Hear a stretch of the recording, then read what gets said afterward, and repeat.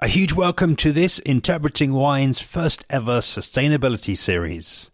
In this 4-part series, we first go inside Portuguese company Cork Supply, exploring the company's workings inside and out, which may well make you reassess the sustainability of the various ways of closing a wine bottle.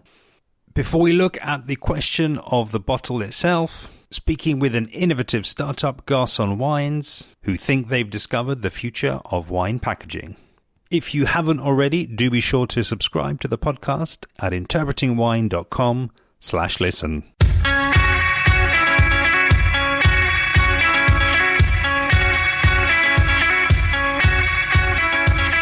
Today's episode of the Sustainability Series features Isabel Allegro, CEO of Cork Supply, Portugal. In this episode, Isabel first presents the company and its history, before giving a deep dive into the company's value, mission, goals, strategy and vision, and finishes by talking about the various closure products that Cork Supply work with. Enjoy. So the summary, it will be about Cork Supply, our product portfolio, our brands and partners, Cork Supply in Portugal, certifications and customer references. Basically, that's what I'm going to present. We started in 1981 in the US. Johan Michalski, who is the owner of the company and is Monica's father. He worked in the cork industry for some years and he decided to start his own business in the US. Why he picked the US? I think it was he wanted a country where people were concerned about quality and service. And he thought that the new wine countries would be the best place to go. He said it was a happy coincidence, but I think he picked one of the best countries to start a business, and he was very successful.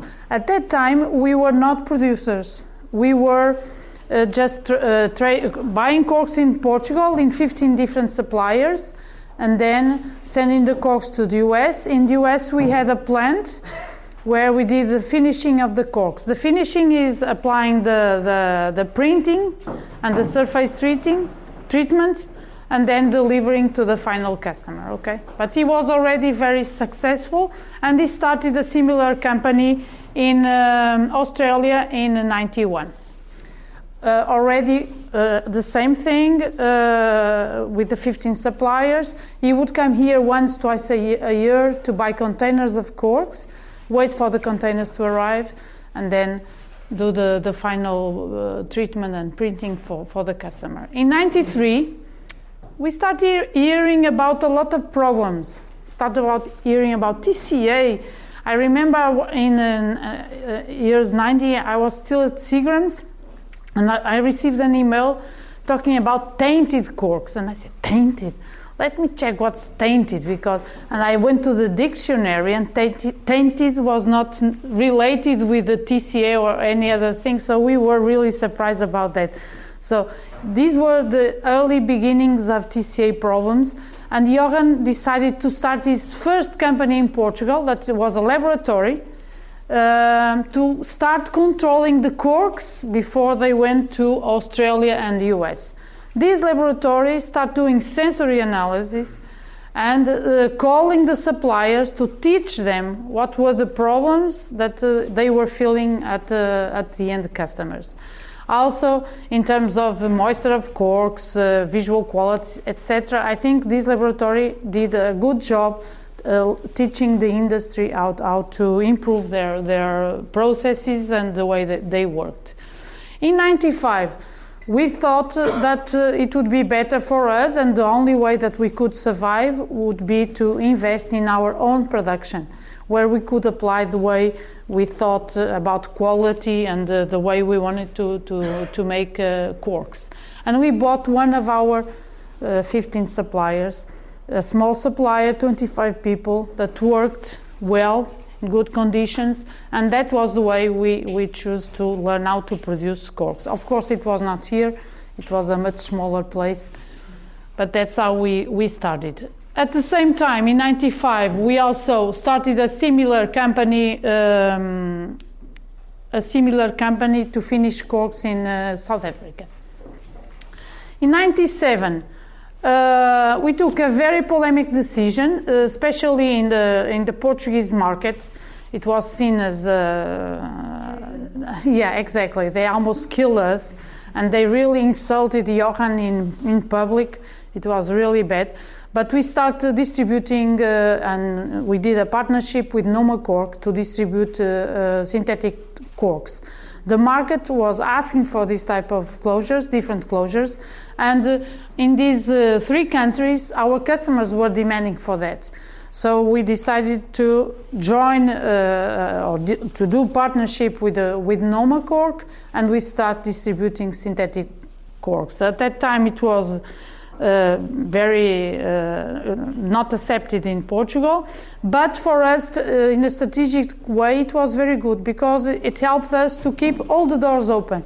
We could visit customers that didn't want to hear about natural corks, but at the same time, we had natural corks to sell, so the door was always open. So I think the ones that criticize us at that time today, they are jealous because they didn't have the same strategy that Johan had at that time. And we still distribute synthetic corks and screw caps with no problem, and we keep increasing our numbers, which makes all the sense. In 2003, we started approaching the European market. Our production here in Portugal was increasing, made all the sense to start going to the European market. Not with a plant there, but everything done in Portugal and with commercial networks and distributing directly from Portugal. And you will visit the factory also that does the finishing of the corks to the European market. 2006, we were there since 2000 in Argentina, but we started a plant. We had an agent distributing our corks, Arpex and Pedro Bugatti, and we keep working with him. He's our general manager at Cork Supply Argentina, but we have a very nice plant there, and it's been a good market besides the problems of the country. It's very easy, but it's a lovely country. We love to go there. The people are wonderful. It's, I think, the only country where we feel like we are the customers and not the suppliers, because they invite us to asados and things like that, and they give us good wine to drink. So it's yeah, it's fun. But it's true, you know, it's like this. They treat the suppliers like a customer, so it's very good. In 2007, the Australian market was completely going down in terms of natural corks. So we decided, and even the synthetic corks were also going down. Everything was going to screw caps. And we had the networking of sales of our customers, so we decided to invest in a label company to keep the business open, and it was a way of being still there today. And now actually the cork market is increasing in Australia, not because of the Australians, but because of China. A lot of wine is bottled in Australia to be sold in China, and they prefer the natural corks or cold-mated corks or technical corks, and this market is increasing again in Australia. 2008, in the middle of the world crisis, we started a tunnery in the US because we were distributing, and we were trying to find another company to distribute, and nothing was available at that time. And we decided to invest in a top factory that assembles the barrels. We buy wood from France and from US, and we do the barrels there. And it's a market that is also very good now for us and increasing, together with alternatives of barrel. 2010, we start selling in Italy. We have a partnership with someone that was representing another supplier that bankrupt. So we start Italy. We already with a lot of sales, and it's been a huge market for us, increasing every year. Very good wines, very good natural corks that they use. It's a very good market. 2015, China. We start a little plant in China, and we have to be patient, but the market is growing, and we're starting to sell more and more. And then finally in 2016, again, actually it's the same supplier that bankrupt and was working with this, our partner now in Italy. It was Juvenal. We bought their factory for technical corks, completely destroyed. And you will see in the afternoon, I think, how it is today. It's totally different, but we bought this factory. We were already thinking about buying a technical cork factory because it made all the sense to us, and I will explain you this in one of the next slides in our strategy. Basically, we are everywhere where there's wine. The black spots are countries where we have agents or distributors, and the green ones is where we have our own companies. In terms of sales, the revenue is last year 123 million euros, and I'm talking about consolidated numbers.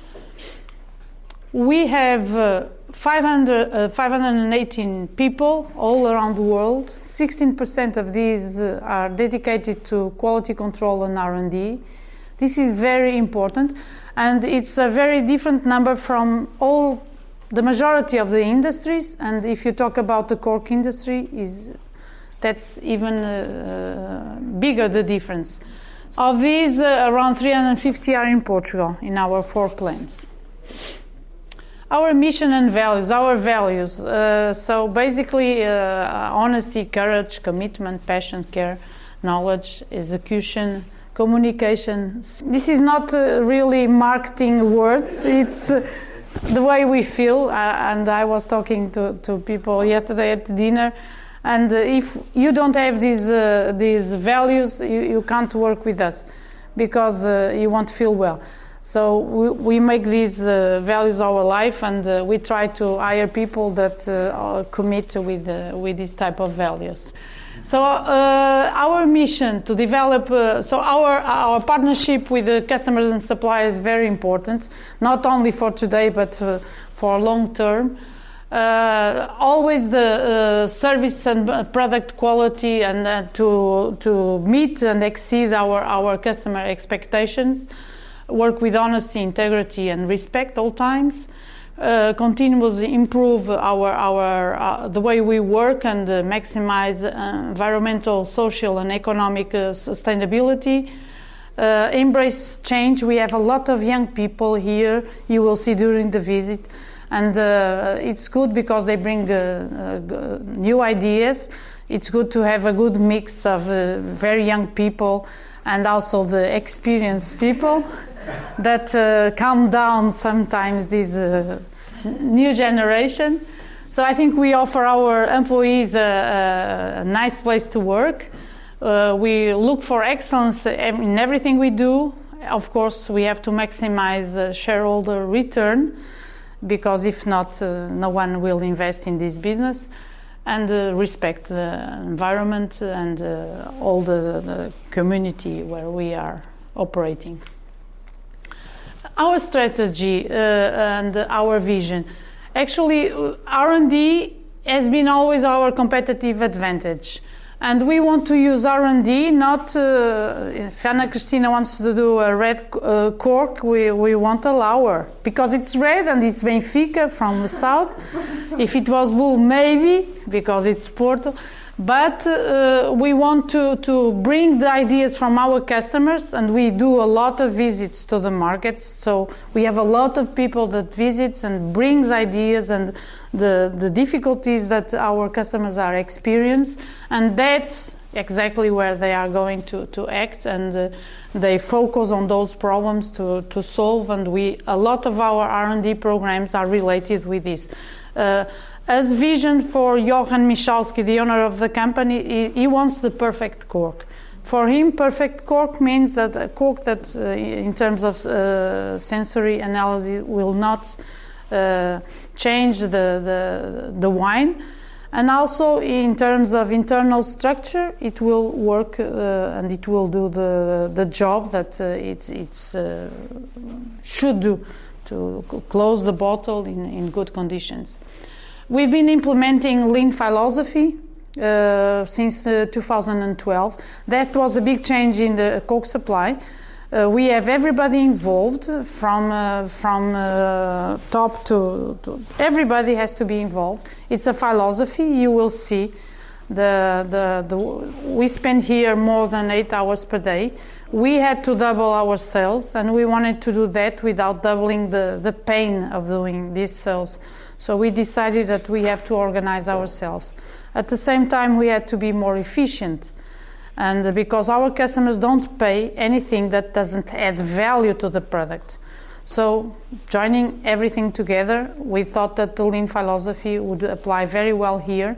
And actually, you will see, we have a lot of visual management, we have a lot of training, we have a lot of ideas that are given even from our shop floor people that work every day with the machines, so they know better than us that are sitting here in the offices what they can do to improve the efficiency of what they are doing. So we really take care of that, and we've been doing this since 2012, and you will see how the factory is organized. Basically, the four pillars, we can say pillars, are safety, quality, delivery, and cost, by this order. And we analyze everything we do based on these four things, and then we analyze all the operations, and we see if this is an operation that gives value to the product or not, and then we eliminate. And for instance, I don't remember exactly the numbers, but it was around, we did 35 different operations. Of those, maybe 10 didn't give any value. And I give you an example, counting corks. The customer doesn't give any value for us, counting corks around the process, only at the end, because if they ordered 1,000, they want 1,000, correct? They don't want 800. So why were we counting corks all around? All times, 10 times, didn't make any sense. So little things like this at the end makes a huge difference.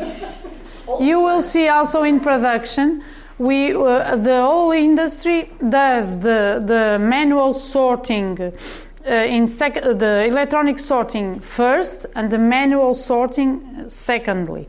Our coach came here, and very important detail, we were having a rejection level, meaning that we had to do again the operation. About 50% of the lots had to go back and be resorted. He was here analyzing that operation, and he said, this doesn't make any sense. The machines are very good doing the visual quality. The ladies are very good taking out defects. So why don't you put them only concentrated on defects, and they do it first, and then the electronic sorting machine will do the visual grading. And let's see how it works. So we did a pilot for 4 months, and we got 98% of approval at the first time. And then we changed the whole factory. So basically little things that made us be much more efficient. The fourth thing is add value to all raw materials, and that's why we invested so much money on the factory that produces the technical corks, and many reasons. One, our customers, they buy natural corks and they buy technical corks. Two, and I think the most important, we have our own raw material, and good raw material, that is the one we use to produce natural cork, has to be good. So when you buy in the forest, Federico maybe explain you that only around 50%, 40 to 50% is used to produce natural corks. The rest are byproducts that can be used to produce discs or to produce the granules. If we did not have our factory, we would be in the end of the two biggest players today on technical corks, Amorim and DM. And for the future, that would be a disaster, because imagine one day they said they would not buy us this material, we would be completely in bad shape. Because this represents a lot of money at the end of the day. And also for the customer to have a third player that works with quality, produces good corks, technical corks, I think it's also it was also a positive for the market, yeah. So that's why we decided to invest very heavily in this factory that you're going to visit in the afternoon. And then finally, but also important, we are now starting the automation of the operations that we can do, always in a socially responsible way, because this area lives of cork and cork factories. But one thing that we are experiencing now is that we don't find people to work. In the past, there was a lot of unemployment in Portugal. Now the rate is around 6%, 6.5%. You want people to work on the shop floor or to do a second shift or third shift, and no one is available. So we need to do a mix between automation and people. The population globally is getting older. The Portuguese are not having babies, so yeah, it's a big problem. Yeah, I know. I did different too. I have 4, so I did my job. But anyway, in average is less than 2, is 1.5 or something. So we see the more and more it's less people to work. So we need to automate what we can automate. Our portfolio of products, basically we do all the corks that can be used for wines and spirits or for sparkling wines, starting with a natural cork, colmated cork, 1+1 with a body made of micro aglo or just aglo, and then the micro aglo corks and the bar tops with different type of tops, different type of shanks. And for the sparkling wines, we do the traditional 0+2, the 0+1, and the micro cuvée and the cuvée agglomerated. So basically, we can produce all the corks, which is also very good for us. Now with the new developments we are doing at our technical cork factory, we are going to use even the dust to produce energy that will save us a lot of money in gas that we are spending today. So we use basically from A to Z everything that we buy of raw material, which is very important. We have an individually guaranteed taint, TCA taint free, made on natural corks and also on the technical cork side. But Ana Cristina will talk about this, I think, later on with more detail. Our brands, basically the brands of the group is Cork Supply, Tonel Rio for the barrels, Talis for the bar tops, Creative Oak for the alternative barrels, and Studio Labels for the labels. And we have very good partnerships, and we represent and sell Sparflex and River Cap are the capsules. These ones for wine and this for champagne. Actually, Sparflex owns River Cap. We represent Guala closures and Erti for screw caps, depending on the country. And we have a very long partnership with Noma Cork, now belonging to Vinventions Group. And so we always work with the companies that have the same level of quality that we have in our products. In Portugal, we have 4 plants. The corkwood preparation plant you saw yesterday, so, very important for us to keep our raw material in good conditions. The natural cork plant, where we are now, where we have capacity of 350 million natural cork stoppers per year. The technical cork plant that will have a capacity of 600 million, not today. We are increasing this capacity till 2023. And we increase by adding individual molding machines, which is the heart of the factory. Each machine produces 70 million corks. And now at this moment we have four machines. And then the finishing plant in Europe that has a capacity for 250 million corks. And it's the same we have in US, Australia, China, South Africa, Argentina, where we do the preparation, the finishing of the corks to the final customer. Some of our customers in the US, very well known, and basically what makes us happy is that some of these customers are customers since 1981, which means that we might be doing something well. And we are very unlucky because we have to drink all these bad wines, and it's so bad, so difficult. Some French customers too. Again, very good wines. Italian customers. Very difficult. Sometimes at 9 o'clock in the morning, we are trying wines and eating cheese, which is very. But life is difficult. Spanish customers.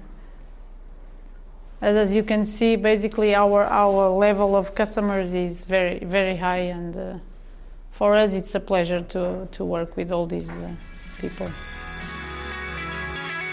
Thank you so much, Isabel. It was great to hear from you, a deep dive into the business and how it works, and giving the listener a real insight with the numbers and stats that you're able to share.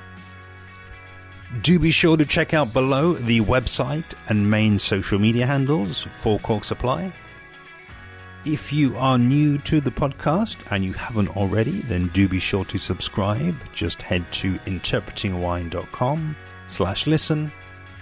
And while you're at it, I would love to have you following along with me on social media, where I'm at Interpreting Wine on Instagram and Facebook, at Wine Podcast on Twitter, and email hello@interpretingwine.com.